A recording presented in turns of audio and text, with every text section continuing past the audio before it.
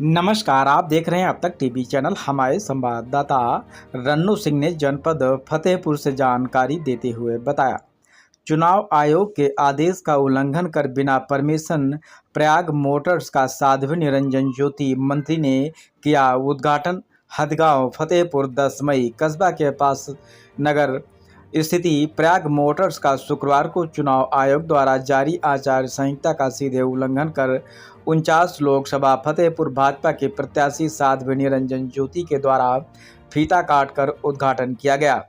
कस्बा स्थित प्रयाग मोटर के उद्घाटन समारोह में शामिल होने फतेहपुर भाजपा लोकसभा प्रत्याशी साध्वी निरंजन ज्योति दोपहर 2 बजे अपने काफिले के साथ पहुंची, जहां पूरे विधि विधान के साथ प्रयाग मोटर्स का विधिवत उद्घाटन किया गया।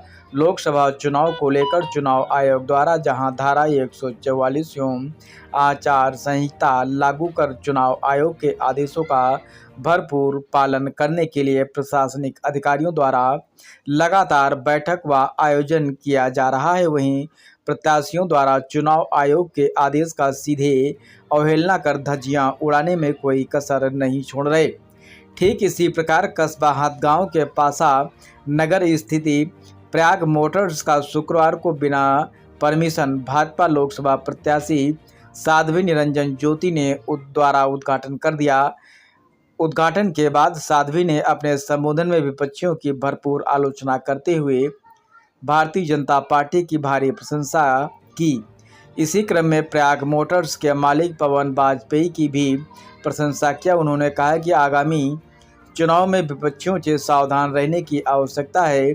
इसके साथ ही जनपद फतेहपुर की भारतीय जनता पार्टी की सीट को भारी मतों से जिताने की अपील की। चुनाव आयोग के आदेशों का सीधे उल्लंघन कर प्रयाग मोटर्स का उद्घाटन लोगों के बीच एक चिंता का विषय बना हुआ है। लोगों का मानना है कि जब लोकसभा चुनाव को लेकर चुनाव आयोग ने आचार संहिता लागू कर बड़े गंभीर आदेश पारित किए हैं, ऐसी दशा में फिर लोगों के बीच चुनाव आयोग को लेकर डर भय क्यों नहीं है। धारा 144 एवं आचार संहिता लागू होने के बाद भी लोग चुनाव आयोग के आदेशों की धज्जियां उड़ाने में पीछे नहीं रहते।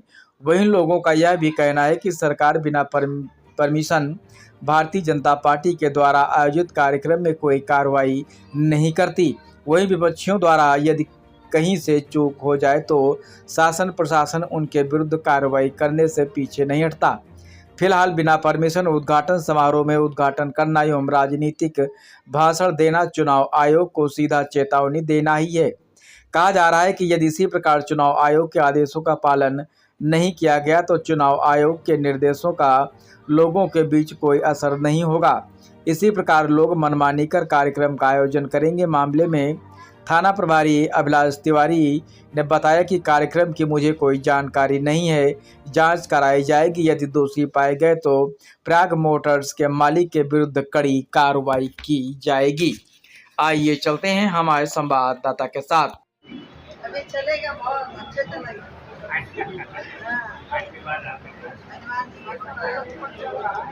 देखने में पवन जी को ही दे रही हूँ। धन्यवाद। उद्घाटन में गणेश जी है, अपने आपस में लगाए।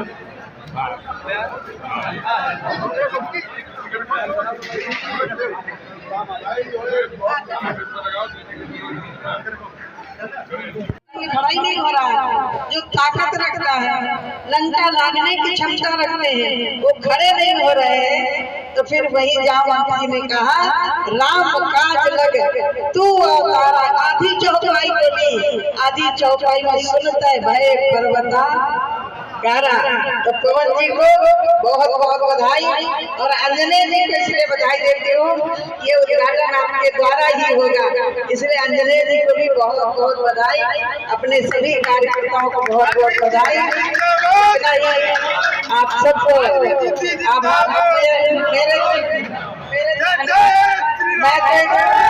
मैं तो एक साधारण व्यक्ति हूँ। ये जो सेना खड़ी है ना, ये हनुमान की सेना है। ये जो आपको भगवा भगवा दिखाई दे रहा है,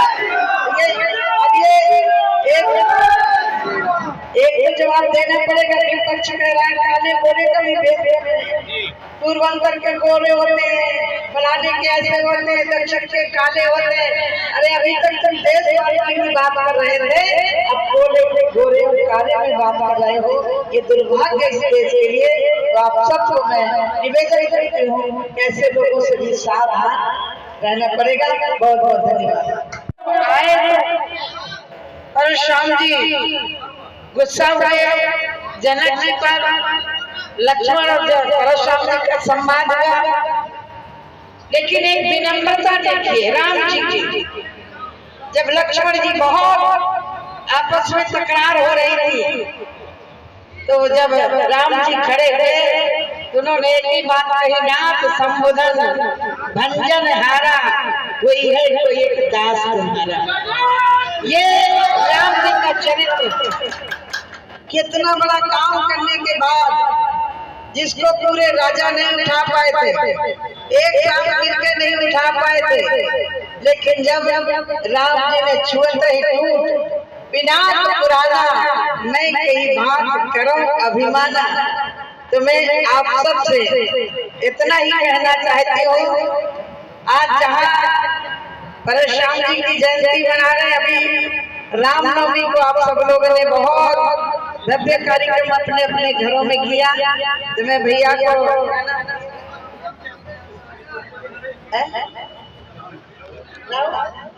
पवन कुमार, नाम भी बहुत सुंदर है, पवन कुमार माने पवन कुमार बाद भाई अंजने और पवन, अंजने उधर खड़े हैं और पर्यावरण शब्द है।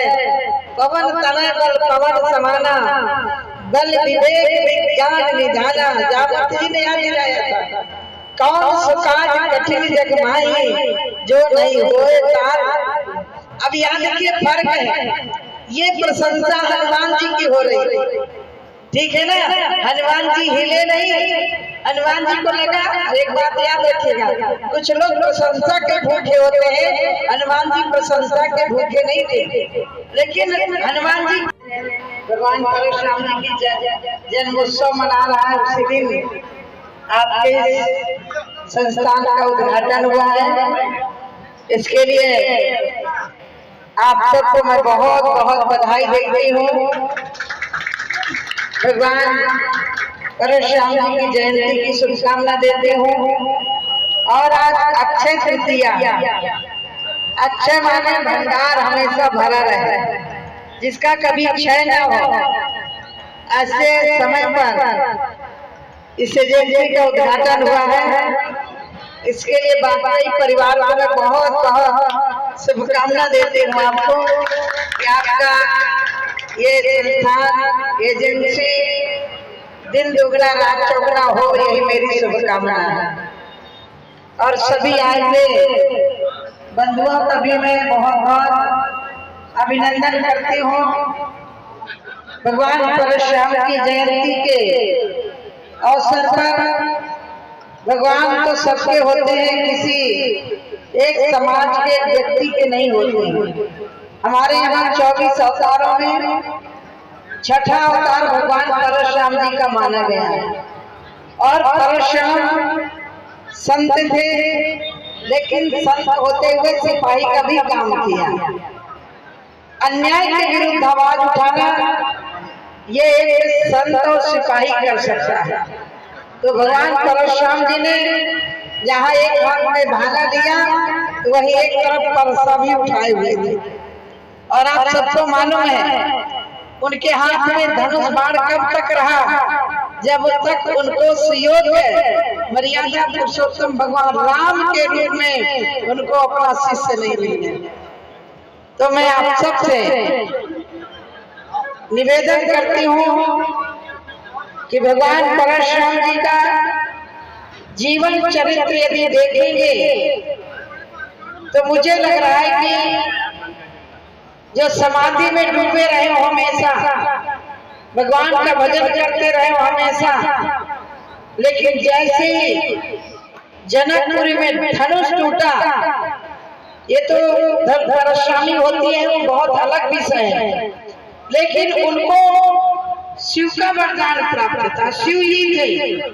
उनको एहसास हुआ कि